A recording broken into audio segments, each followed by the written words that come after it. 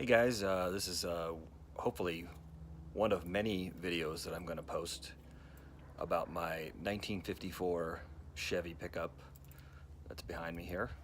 Um, First video, I'm gonna talk about the front grille.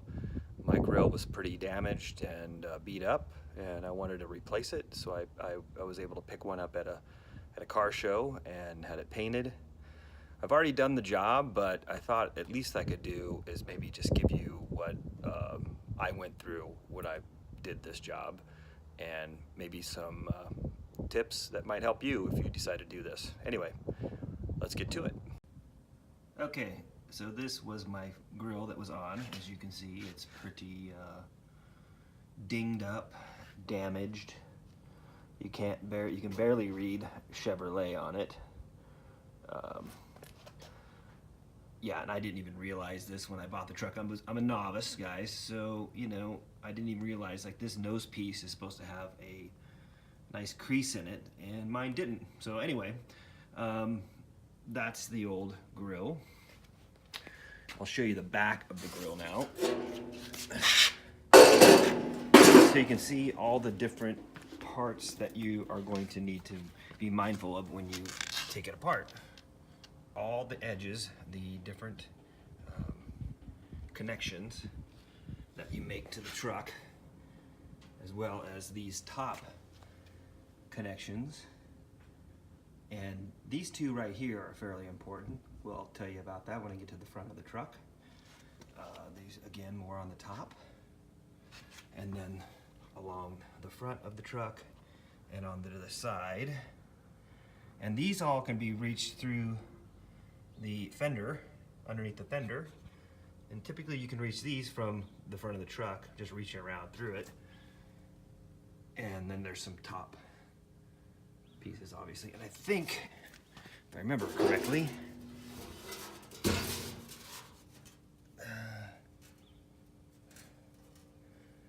no, there were no bottom pieces, bolts. There might have been one here. So be mindful to just look underneath and take a look at that. Okay, here is the new grill installed. As you can see, not dented, has the nice crease in the nose. You can read Chevrolet, it's really nice.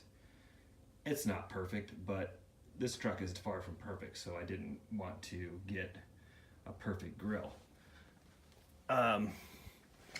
So, first notes, if you have this type of bumper, I would remove the bumper first, which is basically just some bolts here that you get it from the back side.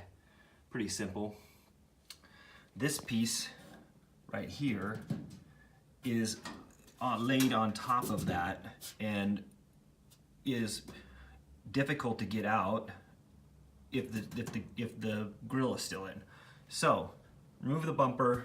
You may be able to get that out, but you'll definitely be able to get the grill off if the bumper's gone.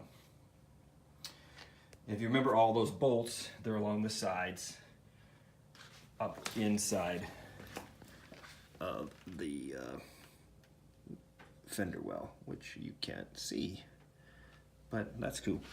So there's all the bolts that go around this, on the front, on the top, on the top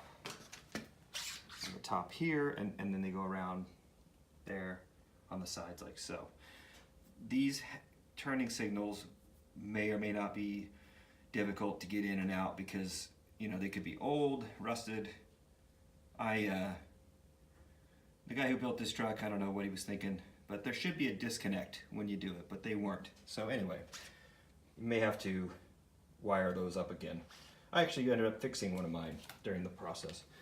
So once the bumper's off, then I would head up to the top of this area and I would remove all these bolts and I would remove this entire piece right here as well as this piece, because this bolt will not come out unless you remove this piece. And as you can see, we had got a little scratch there. And then there's the two bolts that I said earlier in the video for the grill that are underneath here. So without removing this, the shroud and this, you're not going to be able to get them out. And I didn't know that, and we, you know, it was kind of a little bit of a mess. So bumper first, I would take these pieces off, the latch for the hood, and then you should be able to get to all the other parts, other pieces that go along the edge of it, and it should come right out at that point.